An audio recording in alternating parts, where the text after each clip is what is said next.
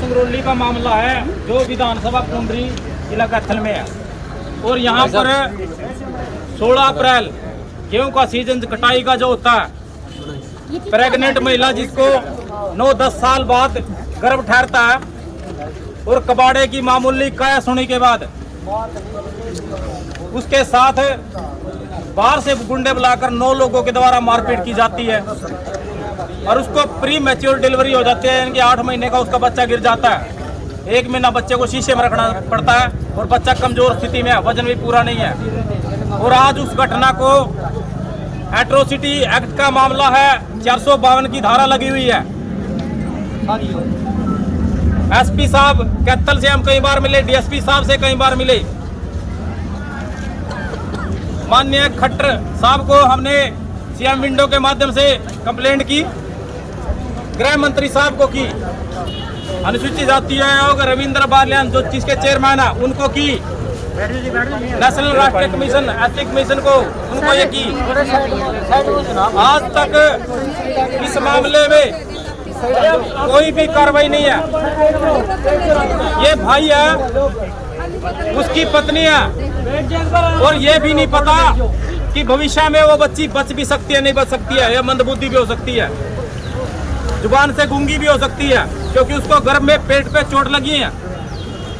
जब वो पेट में थी उसको चोट, उसकी मां को पीटा गया, 8 महीने की उसकी डिलीवरी हुई है।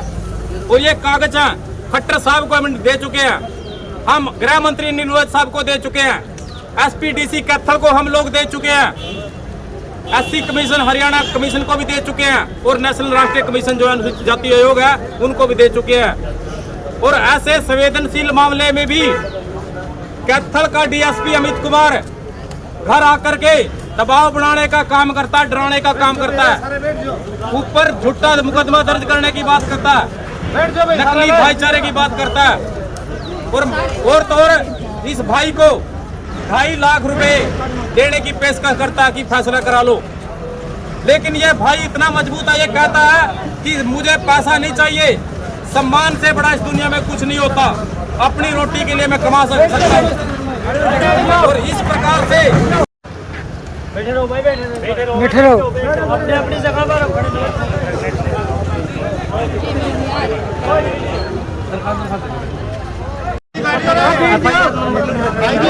भाई जी ऊपर वाले अपने वाले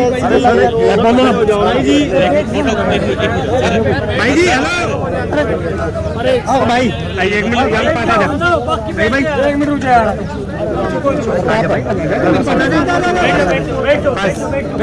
बैठ जाओ।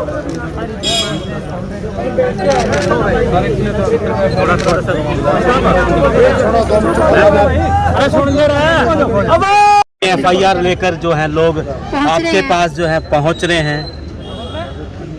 रजत और इनकी पूरी की पूरी टीम यहाँ अभी खड़ी है। इन्होंने कुछ एफआईआर 15-20 एफआईआर दी है जिनके ऊपर इनका है कि कोई कार्रवाई नहीं हुई। मैं देख रहा हूँ ज़्यादातर ये सारे पर्चे 2023 के हैं।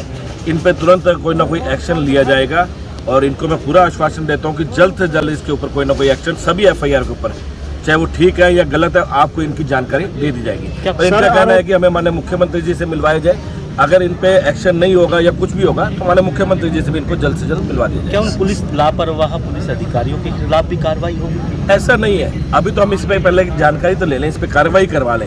अगर कोई इसमें दोषी पाया गया, अगर कोई इस तरह की जैसे ये कह रहे हैं तो कार्रवाई होगी। पहले भी आप देख रहे हो लगातार कार्रवाई हो ही रही है। कोई अगर पुलिस अफसर या कोई भी डिपार्टमेंट का अगर कहीं गलत है, लगातार पिछले 5-6 सालों से आप देख रहे हो सब पे कार्रवाई। एक मिनट भाई साहब, आपसे संबंधित सर आप ऑफिस में ये संगरौली गांव का मामला है, विधानसभा कुंडरी के गांव साहब। सर अभी 2 जने ऑफिस में आ रहे हैं। हम लोग सर इसलिए पहुंचे हैं कि हरियाणा के अलग अलग गाँव के लोगों के मामले दर्ज है। जैसे डिडवाड़ा गांव में एफआईआर दर्ज करने के लिए 30 अप्रैल को कंप्लेंट दी गई थी, उस पर कोई आज तक मुकदमा दर्ज नहीं हुआ। उजाना गांव में बाबा साहब की प्रतिमा उखाड़ दी गई थी एसडीएम द्वारा, जातिवादी गुंडों द्वारा, और सरकार ने ये कहा था कि कुछ ज़मीन भी आपको दिलाई जाएगी, मूर्ति भी वहाँ पे लगाई जाएगी, उस पर कोई कार्रवाई नहीं हुई। भाटला गांव में एक ही साल में 2 बार बाबा साहब की मूर्तियाँ तोड़ दी गई, उसमें एफआईआर दर्ज आज तक कोई पकड़ा नहीं गया। इसी तरह गांव कटवाल का मामला है। कटवाल में हमारे एससी समाज के लोगों की दुकान हड़प ली गई और उस पर कोई कार्रवाई नहीं की गई वहाँ के डीएसपी द्वारा। और संगरौली में प्रेग्नेंट लेडी के साथ अत्याचार हुआ है और उस मामले में कोई कार्रवाई नहीं की गई। इसके अलावा और भी बहुत सारे मसले हैं जिस बारे में आज हमने प्रदर्शन किया है। सभी गाँव के लोग पहुँचे हैं, सभी गाँवों के पूरे हरियाणा से अलग अलग जिलों से अलग अलग गाँवों से लोग पहुँचे हैं और हमने अपनी बातें रखी हैं। और ओएसडी साहब यहाँ पे आए, उन्होंने हमारी बात सुनी, हमारे वो लिए मेमोरेंडम और उन्होंने ये कहा है कि आप मुलाकात सीएम से मुलाकात चाहते हैं तो एक लेटर हमें लिख के दे दें। अभी हम वो लेटर लिख के ओएसडी साहब को दे रहे हैं ताकि निकट भविष्य में हमारी मुलाकात। सर, जिस तरह से कार्रवाई नहीं हो रही है, बार बार घटनाएं हो रही है, सवाल पुलिस पर भी सवालिया निशान खड़े होते हैं। देखिए, पुलिस पर सवालिया निशान तो ऑलरेडी है, तभी तो हम लोग यहाँ पर हैं। पुलिस ने जायज मुकदमों में भी कार्रवाई नहीं की है, आरोपियों की मदद की है और एक तरह से पुलिस वाले खुलकर नजर आ रहे हैं आरोपियों के पक्ष में खड़े हुए जो एससी समाज के विरोधी हैं।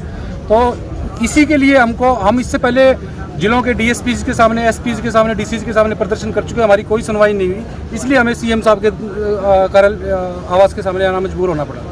जो है कि नियत हैं लेकिन आज पूर्ण रूप से जो है कि वो समाज को नहीं मिले हैं, उसमें चाहे शेड्यूल कास्ट क्यों ना हो, बैकवर्ड कम्युनिटी क्यों ना हो, शेड्यूल ट्राइब के लोग क्यों ना हो, जनरल के लोग क्यों ना हो, लेकिन मुख्य रूप से जो शेड्यूल कास्ट के ऊपर जो एट्रोसिटी होती है तो उनको दबाया जाता है। एफआईआर दर्ज नहीं होती और एफआईआर दर्ज भी हो जाती है तो लेकिन समझौते का दबाव डला करके जो है कि उसको रफा दफा किया जाता है। और इसके बाद जो है कि पूरे हरियाणा प्रदेश देश के अंदर जो है कि परम पूज्य बाबा साहब भीमराव अम्बेडकर जी की जो उनके सम्मान के अंदर जो प्रतिमाएं लगाई गई हैं और प्रतिमाओं को तोड़ने का जो दबंग जाति के जो लोग हैं वो तोड़ने का काम करते हैं और जब एफआईआर दर्ज कराते हैं तो लेकिन उस एफआईआर के अंदर जो है कि उनकी गिरफ्तारी नहीं होती और एक पूरा प्रेशर डाल करके, प्रभाव डाल करके जो है कि वो समझौता कराया जाता है। आज पूरे समाज का यही दर्द है कि भी सरकार बनती है, सरकार जनता के लिए बनती है और जनता को जो है कि उसके हितों के लिए बनती है, लेकिन जब इस हरियाणा और देश के अंदर जो भी सरकारें बनी हैं तो लेकिन शेड्यूल कास्ट कम्युनिटी को आज तक जो उनका अधिकार है वो अधिकार आज तक पूर्ण रूप से नहीं मिला, चाहे वो नौकरी का मामला क्यों ना हो, चाहे वो सम्मान की बात क्यों ना हो। लेकिन आज जो है कि बड़े पैमाने पे फिर जातियों में बांट करके जो है कि लड़ाई करा करके जो है इनको प्रताड़ित करने का काम जो है कि वो चल रहा है। आज कितनी एफआईआर सौंपी गई हैं? लगभग 100 के करीब एफआईआर जो है कि वो सौंपी गई है। पूरा नाम आपका? मैं कृष्ण कुटेल। ये